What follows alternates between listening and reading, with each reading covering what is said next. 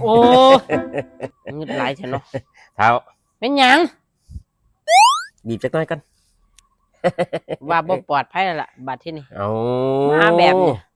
แล้วบ่เห็นความหวังดีของข่อยเป็นหยังฮ้อนสิข่อยเป้าไว้ โอ้ฉันเป็นลม เท้าแดดลมตกแล้ว อยากได้แนวถอน แล้วได้แนวถอนเดี๋ยวเขาไปเอาแหนบก่อน ฮะ เอาแหนบ เอามาหยัง เอ้า มันบ่แม่นถอนแนวนั้น เอามาถอนคนจะกระโหลกกระแลบ โอ้เว้าไปเนาะเจ้านี่ก็ได้เนาะ เอ้าแนวถอนเนาะ ก็เบิ่งได้ไปอย่างนี้เขาเฮ็ดหยังอยู่นี่เขาจะนวด มีแขน ให้ เหรอ นี่จะปวดหมองใดเท้าจะปวดหมองใด ฮะ ปวดหมองนี้บ่ ก็ดีนะให้เฮ็ดเลยเถอะเฮ็ดเลย เท้า อืม แดดลมตกแล้ว อืม สมแขวแม่เท้า ส้มแค้ว อันแนวถอนแน่ ส้มแค้ว ๆถอน กิน ถอน น้ำไป ไปกินน้ำแปรงฟันเด้อไป โอ้ยเนาะข่อยอุตส่าห์เฮ็ดดีน้ำแล้วดินี่ มึงใส่คำว่าอุตส่าห์ติ เออ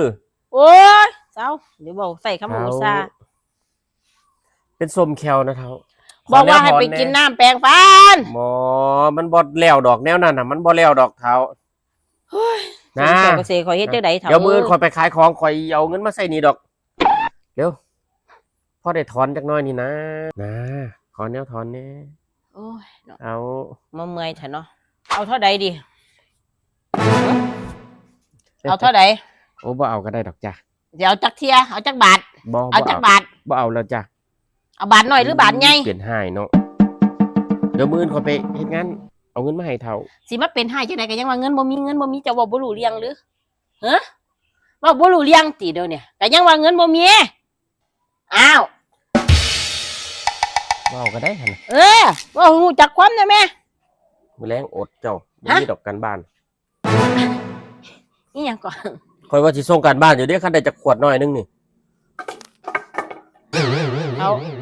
สแกนได้บ่โอนได้บ่ หึ โอนได้บ่ บ่มีโทรศัพท์เขาบ่โอนกันแล้วซุมื้อนี่ บ่มีเงิน จกเงินสด ไปหามาตัวข่อยรอได้ไปหามาเฒ่าข่อยสิรออยู่นี่ สัญญาไว้ก่อนจะว่า เดี๋ยวสิ ว่าหยังเว้าดีๆคันว่าบ่ชัดเจนว่าไปเอาเด้อมื้อ เดี๋ยว นี้ สิส่งการบ้านให้ดอกไป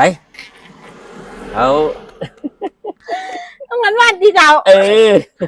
ไปเร็วๆไปเร็วๆนี่บ่โดนนี่บ่มีไปเอามาให้ข่อยเร็วๆสั่นแล้วเด้นี่สั่นแล้วนี่เห็นบ่นี่สั่น ไป แล้ว ข้าวเดียวเท่า